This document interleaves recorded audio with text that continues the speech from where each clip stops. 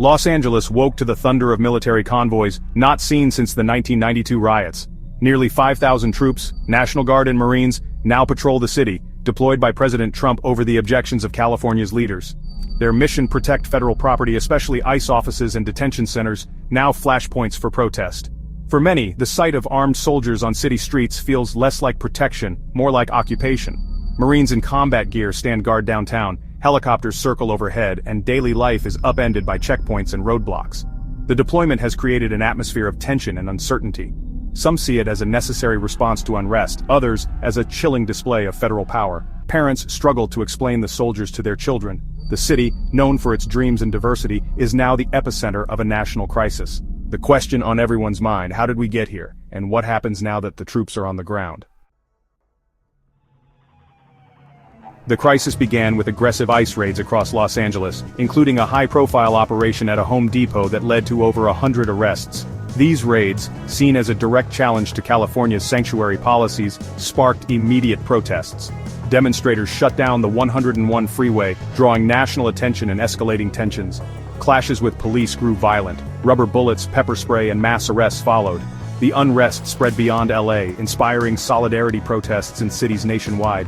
President Trump responded with harsh rhetoric, framing the protests as lawlessness and vowing to liberate Los Angeles. His speech at Fort Bragg declared California a lawless zone, igniting controversy and deepening the divide. The president's vow to send in troops transformed a local conflict into a national showdown. The stage was set for an unprecedented federal intervention. Los Angeles became the symbol of America's fractured debate over immigration and authority. The troop deployment has split the nation. Supporters, including Speaker Mike Johnson, call it a necessary step to restore order and enforce federal law. They argue California's leaders lost control, making the troops a stabilizing force. Opponents, led by Governor Newsom, call it an unconstitutional abuse of power, turning the military against American citizens. Legal challenges were filed immediately, arguing the president overstepped his authority. Media coverage is polarized. Some praise the president's strength, others warn of creeping authoritarianism. Social media hashtags like #LiberateLA and #AuthoriTarianAmerica trend side by side, reflecting a nation divided. For Angelenos, the debate isn't abstract, it's daily life. Some welcome the troops, hoping for calm, others fear for their rights and safety. The city is caught in a political firestorm, its streets now a battleground for America's future. The question: is this liberation or overreach?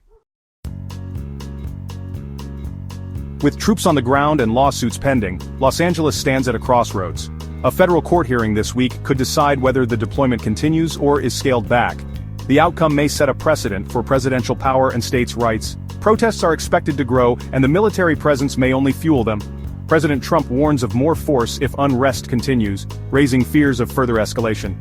Legal scholars worry this could become a new playbook for federal response to dissent. The choices made now will shape the nation's future.